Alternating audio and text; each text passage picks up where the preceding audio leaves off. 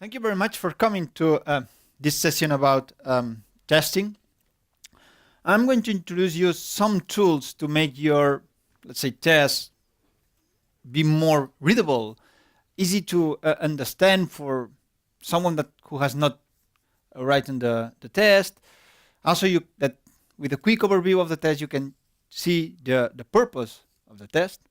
Hope that with these tools you are only enjoy writing the tests. And yeah, the theme of that presentation is going to be about composers and opera. I think that it's quite understandable for everyone here in Vienna. Yeah, my name is Alex Soto. I work in Red Hat. You can follow me in several open source projects. And my Twitter is AlexSotoB. I think that it's the best way to approach me, because if you send me an email, it will be in the queue of all the mails that I receive every day. So I don't know if I'm going to be able to answer. And if you just send me a tweet, it's faster. And also I'm the author of Testing Java Microservices for Manning and the Apache Tomcat Discern Ref card. So please, if you have any question, just raise your hand and I will try to answer, basically because I'm going to speak about several examples. So if you wait until the end, then it's quite difficult to get the context on what we were talking about. So the first thing that we're going to see is assertions. I think that most of the test has assertions. And basically the main purpose of assertions is knowing or validating that the code under test, that at the end it's your business code, it's behaving as expected. Let's see an example. This is a JUnit test. Probably all of us that is using Java are using JUnit. The first thing that you will notice is that I'm using always the should in the method, because a test might pass or not. So I think that it's quite interesting to start with should. And then I don't use the camel case notation, but I use this underscore notation. I do this for two reasons. The first one is that since it's a test method, I want to really put the purpose of the test. So probably this method is going to be quite long. And for a human, it's easier to read underscores instead of, trying to get all the camel case format. And the second thing is that if you have a really big log of a CI execution and one test throws an exception, it's easier to get the stack trace and see which is exactly the method that it's throwing the exception, rather than just methods and methods and methods, all of them following the camel case notation. Then you can see that although this is a unit test, I really like to use the BDD style of given when then, with just a new line between them and with comment. I think that it's, for any reader, it's easier to see when happens, given what and when happens something. And finally, there is the then section where the assumptions reside. And in this case, I'm using the assert equals, which is something that is how the assertions works in JUnit. And I don't like very much this approach. The first thing is that you as a reader, you expect that you want to validate that your actual value is equal to something that you expect to be. But as you can see here, the assert equals, it's the other way around. First is the expected value and then the actual value. So you want to read something, and for your human brain is not prepared to read it in this way. The second thing is that assert equals use the equals method of the objects to assert the assertion. And the equals method might be really good for your business code, but maybe it's not prepared for testing purposes. So sometimes it's hard to get the assertion correctly using the equals method. And this is especially true when you are going to use collections, where you need to not just assert that each object is equal according to its equal method, but also the list must contain the elements in the same order. If not, the assertion fails. And the last thing is that here we are asserting one concept with 4 assertions, but what's happening if it fails the first assert equals? Okay, it fails, you go there, you say, all right, yes, I need to change, Moser to another thing. Okay, you change it, You run the test again, and then it fails the third assertion. I said, okay, yeah, it's not this, the birth date, it's another one. Okay, I fix it. I run again, and then it fails the when he died. So at the end, you're repeating a test, run, fix, until you get the green bar. So it's not very good in this sense. And JUnit folks knows that, and they create Hamcrest. Well, they don't create Hamcrest, they embed Hamcrest inside JUnit. And one of the things that it has Hamcrest is that it improves the readability of your assertions. And it uses a onion approach, which basically what it does is that you have a method which receives two parameters, and the second parameter is a parameter that is built with another method that at the same time contains attributes that are built with another method. So you get this onion construction of having one method with parentheses and inside another method with more parentheses and so on and so far. And this is the same example using Hamcrest. Notice that now we are using assert.dat, which is quite better than assert equals, and you're saying assert.dat Mozart.getName is, this is the first method that you want to use. Then you start the parentheses and you call another method which is equal to ignoring white space. You close the parentheses and then you put the string. And the same for all of them. Of course, this is another example using a list, and you can do other things better than with assert equals, which is saying assert.operas has size 1, assert.operas has item Fidelio, and this has item just checks if there is Fidelio in any element in the list. Using equals. So this is one of the problems that has with Hamcrest. You still need to use the equals method to check if two objects are the same or not. Also another problem that it has is that you need, as a developer, to remember that there is a has item method. There is a equal to ignoring white space method. There is one has size method. IDE cannot help you on this. All of them are a static method that you need to import, and you need to know its existence and put it there. And finally, yeah, still is the same problem of this. I like to call it snowball effect, which you can fix the first assertion, run again the test, and then maybe it fails the second one and run the test. And you need to repeat one on one the same test until you get the green bar. So Hamcrest is better than the, let's say the native assertions in JUnit, but it's not still perfect.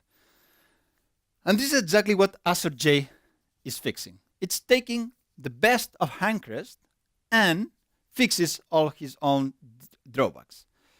And basically what it does is just calling a train call method, which is like you have a method, and then you do dot, and you call another method, and you do dot, and you call another method. So in this way, basically what they are doing is creating a custom DSL, a domain-specific language. And since it's a DSL, IDE can help you. So you can do assert, and you put there in a string, and you do control space, and the IDE will tell you all the methods that are available for a string. And the same for a list, and the same for a URL, and so on and so forth. And this is an example.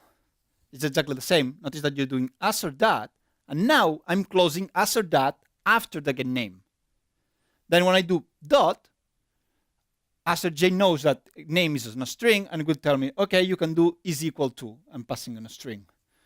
And in case of a date, you can do exactly the same. And if it's in a date and we will be in the IDE, now you will be able to say like something like is future or is before or is now. So IDE know, or in this case, assertj DSL is prepared to, to providing you the method that you need according to your types. Of course, if you want to just say, yeah, but I don't want to use the equals method for my assertions, there is this kind of elements that you said, assert that Mozart, and notice that now the Mozart is the whole object, is equal to comparing field by field to the expected Mozart. So it's going to take all your attributes in your class and going to compare one by one, or you can do is equal to ignoring null fields. So if you don't set the field, then it's not, this field is not taken into the consideration for the assertion, which means that you don't need to reside on the equals method. And also for example, in this case, it's the list, and you can do something like assert.operas has size 2, and then you said, okay, this is a list of objects of operas. So I'm going to do extracting opera get name. This is a Java8 lambda, and it says, get me all the names of all the operas of the list, and assert that in any order contains this overflowed and Don Giovanni in this case. So it's really easy for a developer to write assertions, and for any reader, it's really easy to understand what is the purpose of this test and what is the assertion. But again, what's happening if the hash size fails? You can fix it, and then you can run it again, and then it fails in the contains exactly in any order. It fails, you need to run again and again. But what AssertJ has is something called soft assertions, which basically soft assertions is, okay, you do assert softly, and you put in a Java8 lambda, you put this softly dot assert dot, and you put all of them. And what's going to happen is that if the first assertion fails, it's going to record it, but the test won't fail, and we'll do all the assertions. At the end of the test, it will take, okay, is there any test that is failing? If it's true, it's going to print a report with all the assertions and all the failures. So you can go there, see all the failures, fix all of them, and run again the test. And with just one run, you're going to fix all the assertions, which is quite probably if you're using 2 assertions, maybe it's not worth to do it. But if you are going to validate like 4 or 5 assertions, then it's a good approach to use it. So now we have no snowball effect. Of course, your code might be good and works perfectly, but you also need to test when wrong things happen. For example, when there is any kind of exception. One thing what you can do is like just doing try. You do the try in your method, and then you fail if the exception is not thrown, and if it's thrown, then you do assert equals. Okay, here you could use AssertJ or Hamcrest, this doesn't matter, and say that assert equals that the composer is not found. It's okay, I mean that it works, but it's not a beautiful test, I would say. And JUnit knows that, and they created this expected, and you put there the exception that you're expecting in the test. And you will say, okay, that's great, because I've removed all this try-catch code. But this has several drawbacks. The first one is that you cannot expect which illegal argument exception are you waiting, which is the message. You don't know it. You know that an illegal argument exception is thrown. And the second thing is that you don't know who thrown the exception. Maybe it's the composer's constructor, or maybe it's the find composer by name. You don't know who. But this is an exception, so you can get it a green bar without really knowing who threw the exception. Then there is another approach, which is using JUnit rule, which is basically the same, but instead of using the test expected attribute, it uses a rule, and then in your code you say that when you expect an illegal argument exception. At the end, it's exactly the same problem. You don't know who threw the illegal argument exception, because you put this line just, for example, up on the composers. And also you don't have any information about the message of the exception. You only know that an illegal argument exception has been thrown. Maybe it's not the real illegal argument exception that you want to test in your test. But well, that is how it works. The good thing is that AssertJ do something really interesting for exceptions. There are, let's say, 2 different ways of doing. The first one is using the assert.thrown_by special keyword, which is like you send there a lambda expression with the method that this exception should be thrown, and then you can do something like is instance of illegal argument exception with fail message and the message. This is one way of doing. The other way is do something like this. You do catch throwable, and this is like at the end internally it's like a try catch that gets all the exception and return it as a variable, and then you can do assert that this thrown exception is instead of illegal algorithm exception with fail message, the one. So you have these two options, and I think it's quite neat how assertj deals with the exception code. So the benefits of assertj is that it's IDE friendly. You don't need to remember anything. It has an assertion generation. I mean that you can, assertj has some kind of plugin for Maven, Gradle, and also for the IDEs, NetBeans, Eclipse, that you said, look, this package is the one that contains all my model. So for example, you have Composer, you have Opera, and so on and so forth. And then please create me a custom assertion for this model. So you can do something like Composer has name, if there is a name inside the Pojo. Or Composer has operas, and you can, and you put there all the operas. So it's something that you can make your own model, also having custom assertions. And it have some kind of custom assertions for Waba, Java time, for SQL, for Neo4j, or for Swing. It's a really good library for just writing assertions. Next thing is that don't sleep on your tests. And probably this is something that happens not in unit tests, but in integration tests. If you want, for example, to test some GMS code that your code sends something to a GMS queue, and then you want to assert if that the GMS queue received that element, or for example, in your UI test that you want to assert that some kind of element or pop-up appears on the screen after pushing some button. Or also it happens when you want to test some reactive code where you have a method that returns void, and you send it as parameter a callback, and then what's happened is that you do all the work in a different thread, and this method returns immediately. So in this case, you return the method, but the calculation has not still finished. So one way of doing this is, in this case, I'm using a gramophone, which I say play. I want to play an opera, and then this gramophone asynchronously will do something, and it will return automatically. And then when finds the song, find the opera, and allocate the device, and so on, it starts playing the opera. So the first thing that I do is just saying, okay, sleep 3 seconds, because I know that in my computer, the gramophone in 3 seconds always works. But then you go to CI, and you said, oh, the CI has the slowest machine, so I'm going to put it, the test fails, and you said, yeah, it fails, but because of the sleep, I'm going to put to 6 seconds. And you put to 6 seconds, and then your workmate has a slowest computer, and it said, yeah, but my test fails when I try to do Maven test, for example, and it's like, okay, I'm going to put 10 seconds. So at the end, you're putting here the slowest machine on your company. So the people who has a faster machine needs to wait 10 seconds every time to execute this test, which is not good. And there is a tool called Awaitility. Awaitility is a DSL that allows you to express expectations of an asynchronous system. And let me show you the same example.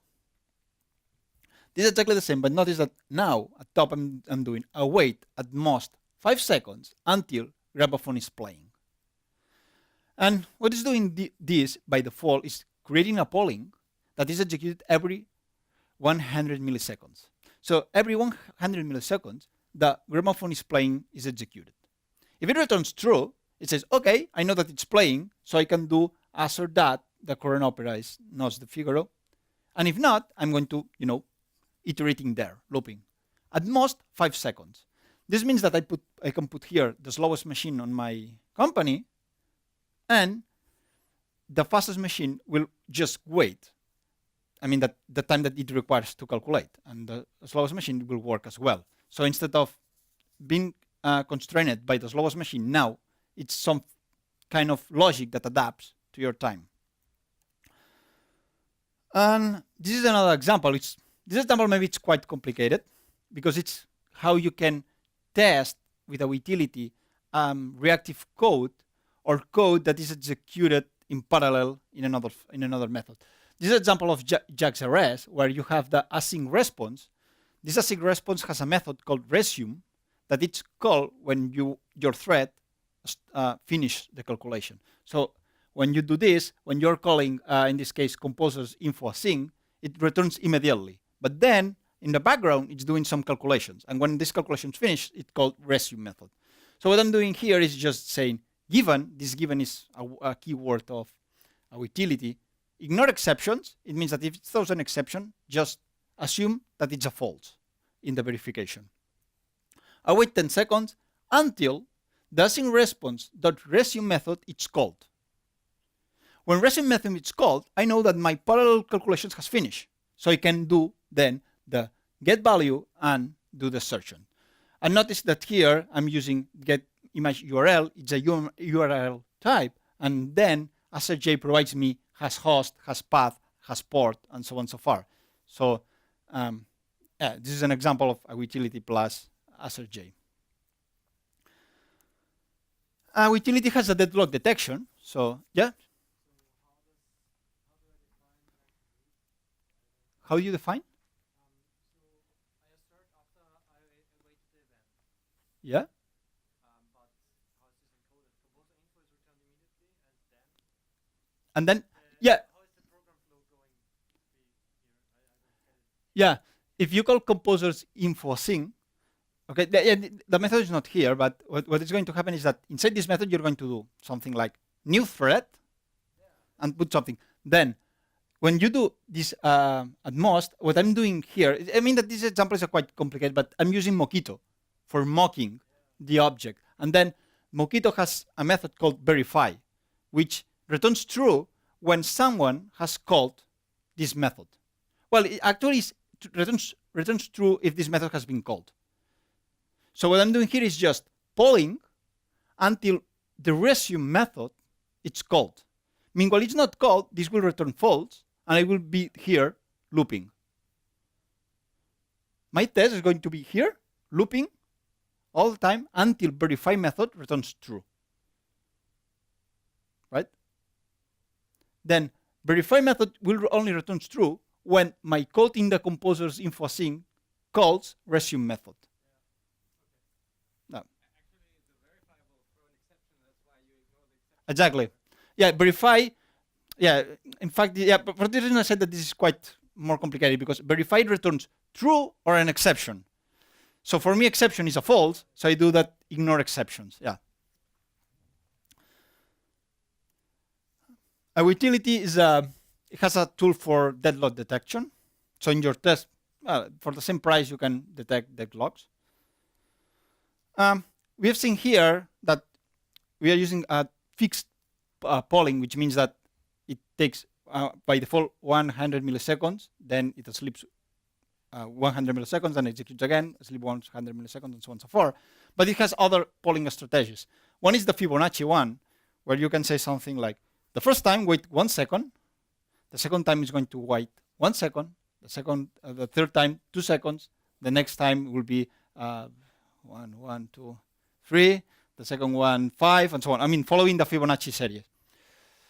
Another one is the iterative, where you can implement your own, let's say, mathematical expression. So you can say, wait twice of the time every time. So the first time waits 100 milliseconds, the second one 200, the second one 400, and so on and so forth. So you can implement there your mathematical, let's say, expression to sleep. And then there's a custom, so you can go there and implement whatever you want. And it's a simple library, really thin, no dependencies, no external dependencies. Just put it in the project and it just works. Let's move one level higher and let's go to maybe some black box testing and how to test REST API. If you're doing microservices, probably, I mean, it's not mandatory, but probably you're using JSON or XML as protocol to transmit the information. And let's see how to test this. Let's suppose that we have an endpoint, which is get, and you pass the name of the composer, and then it finds the composer and it returns all the information of that composer in JSON mode. One thing that you can do is like this. You create the URL, and then you use HTTP client, well, Apache HTTP client, which has a method that it's called request, and you can do put get, which is the HTTP method, and then you put the URL, and you do, okay, return me the content, and this will do the connection. Then I do body dot as a string, it returns the body, and then I assert that something has been returned. It works, it's not bad, but there is something that I don't like it, and it's that you're mixing different level of abstractions. You're mixing how to build a URL, you're mixing how to do a connection, you're mixing how to get the content, and then the assertion. It's, as you can see, it's like some operations are really low-level operations, and others are like big or high-level operations. You're mixing different level of abstractions or kind of code in your test. You're going to laugh, but I've seen this in production, in projects, that they are using WebDriver to verify REST APIs. So they start a Firefox browser, they do the call, and then they get the page source, and then just assert that. It's funny, but it exists. But I think that the best tool for this kind of things is REST Assure. And REST Assure is a tool for testing and validating REST services that is written in Groovy, which has an impact of what we're going to see. This is how the previous test works. And notice that you do given, when, and if you want to use a post, you're going to do .post, but in this case I'm doing a get, so you do .get, it's this HTTP method. You pass here the URL. In this case, I'm using the placeholder. It's not mandatory to use it, but I'm using, okay, the composer is Ludwig van Beethoven. And notice that then REST Assure will automatically, URL encode that string. Then assert that. And then, since it's a Groovy, these expressions inside the body, it's a JPath. JPath is like XPath for XML, but for JSON. So I can do things like .body name, this is the field name, is this one, body operas.size, this is a JPath expression, it's like, okay, there is one, and operas.name, and this returns the list of all the names of all the operas contained in the JSON file, has the items Fidelio. So it's really easy, really readable, no pain on configuring HTTP client. This is another one. This is if you want to do a post, you can do given param and you set the params. And one important thing is that you have a .body. In this body, you can pass a JSON string, or you can pass an object. In this case, it's a composer object.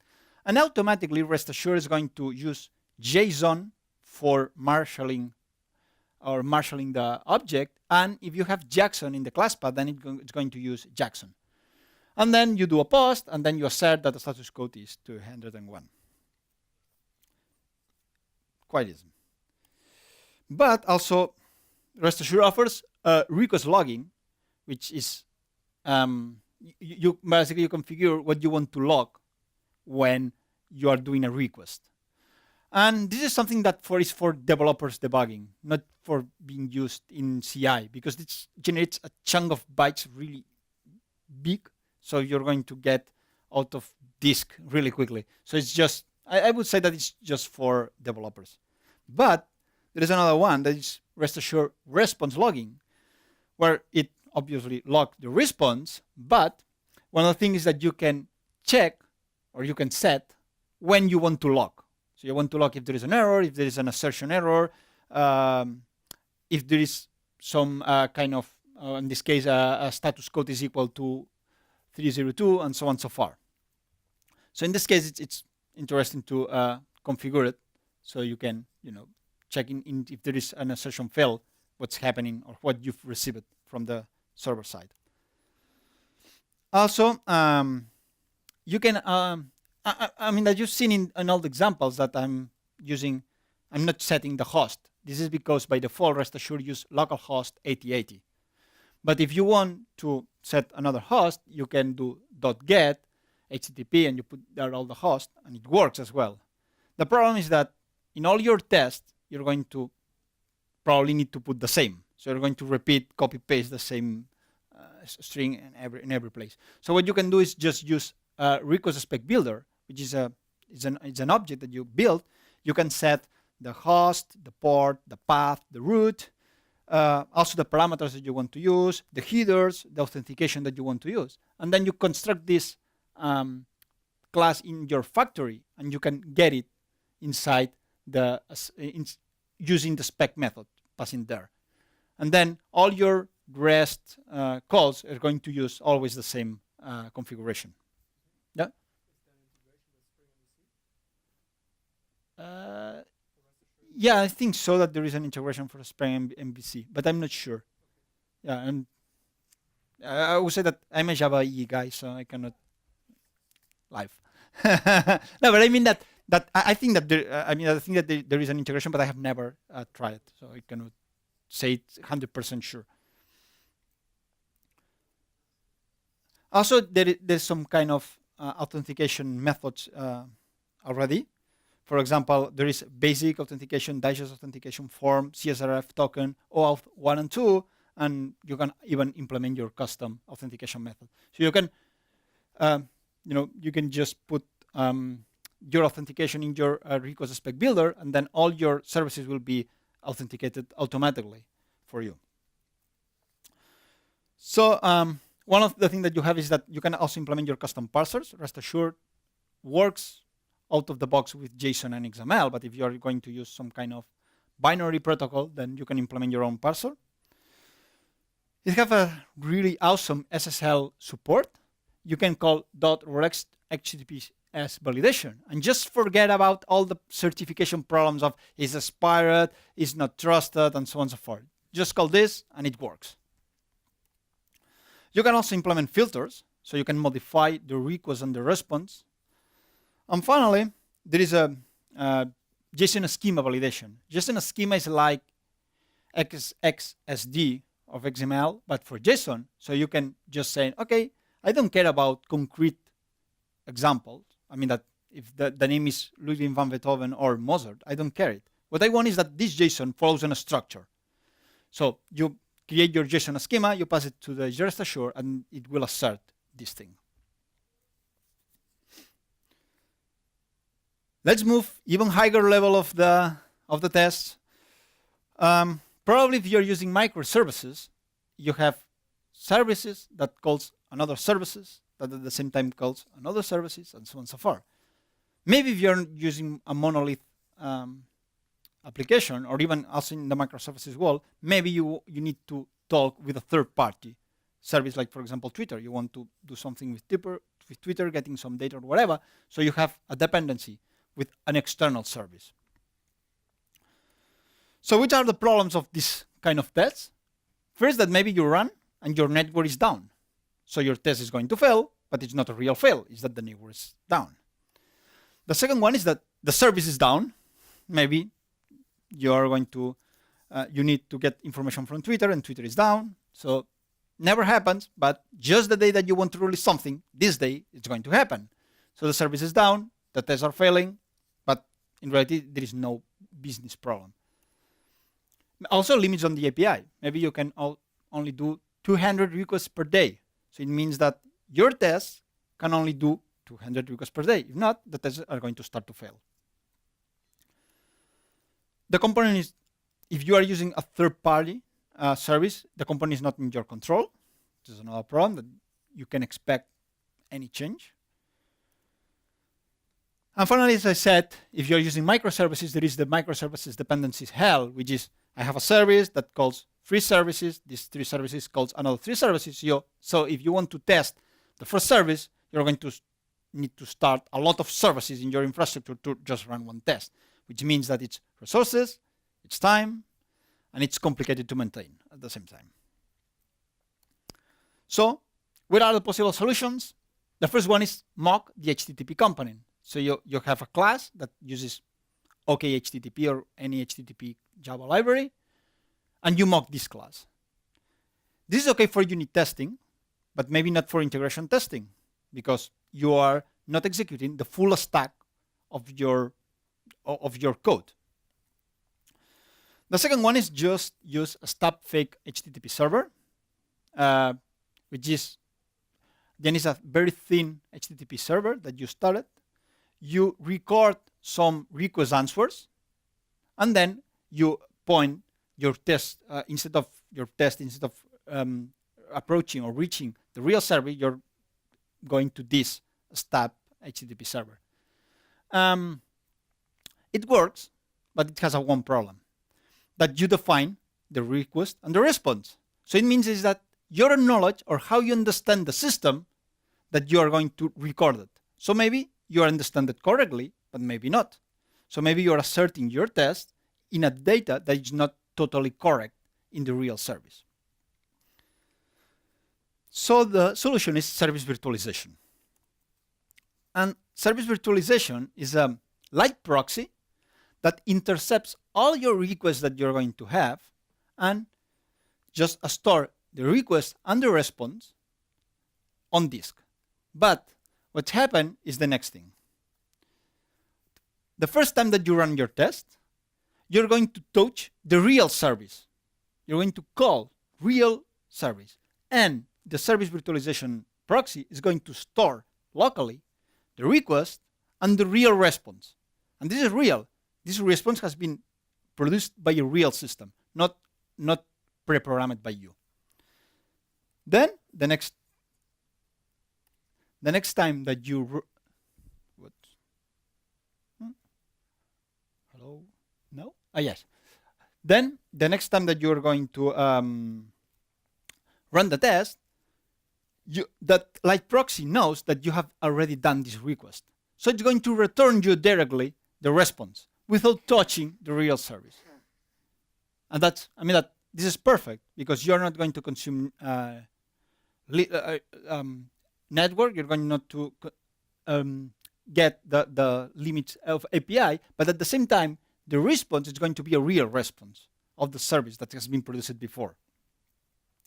And one tool that does this perfectly is Overfly. Overfly is written in Go, but it's integrated with Java. And it's really awesome because it just takes the JVM proxy settings and redirect all your connection directly to this light proxy automatically. And you can see it here. In this case, I'm using the class rule approach, which is there's a Overfly rule. I'm saying capture or simulate the get composers.json. Then there is a composers gateway, which is the one who contains all the HTTP information. And I'm touching example.com. The first time I execute this test, I'm going to get example.com, the real example.com. Then if I run again this test, I'm going to get the previous response. But notice that I'm not changing the host that I'm approaching. I don't need to configure that and now it's not example.com, it's where the light proxy resides. Because Overfly automatically configures your JVM to speak with him without any change. Just execute this code and it will work. And the JSON more or less looks like this one. And finally, this is I would say that the highest test that you're going to write, which is deployment tests. If you're using microservices, probably you're using Docker, and to orchestrate on production, Kubernetes. So you need to test that your Docker containers works as expected, that you can start them, you can reach them with the correct port binding, and so on and so forth. So you can do something like this: Docker build, Docker run, or Docker compose up, then do a Maven clean test, and then Docker compose stop. But this has some problems, basically that it's manual. It's not integrated with your build tool. It means that you need to run the shell script. You're going to run all the tests. Okay, I know that you can hack Maven to just write one test, but I mean that you cannot go to your IDE and say, run this test. And also there is the IP problems. Maybe you are using native Linux with Docker, so you can use the native Docker, but if you're using Docker machine, then the host IP changes depending on the user. So the Maven clean test must be aware of these changes of the IP. So I mean that in this case you can use Herculean Cube, and Herculean Cube is an Herculean extensions that manage all these steps for you. It's really simple.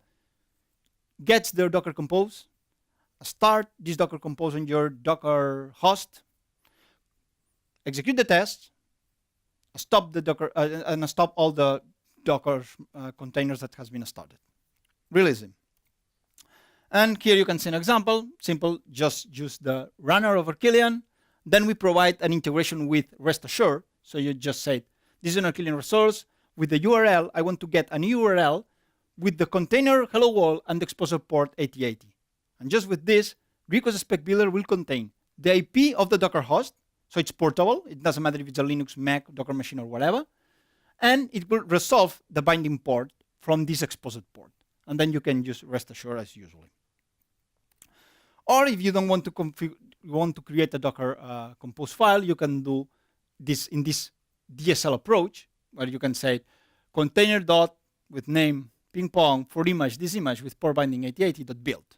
And in this case, when you run this method, Cube will start the ping pong container, execute the test, and stop after the test.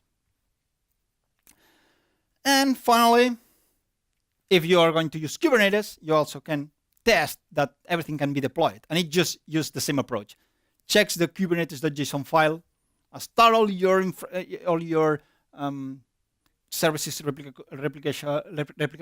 controllers, pods, everything in your Kubernetes, execute the test, and stop everything. So let's bin down. We have seen here that we went from low-level to high-level tests. So you can improve your readability of the test in any way. It's not just for microservices. I mean, that we talk about asynchronous reactive code, about Docker, about Kubernetes, but most of the things are also useful for monolithic applications. And the very important thing is that you need to improve the reliability of your test, because you're not going to be the only one who read it. Last quote that I really like to say is that the purpose of automated testing is, to enable change, and verifying concurrence is just a nice side effect, which means that it's really important to write tests because your code is going to evolve. So the only way of evolving in a trust way your code is just having a good suite of tests. And thank you very much. Here is the slides and my email, and in my Twitter as well.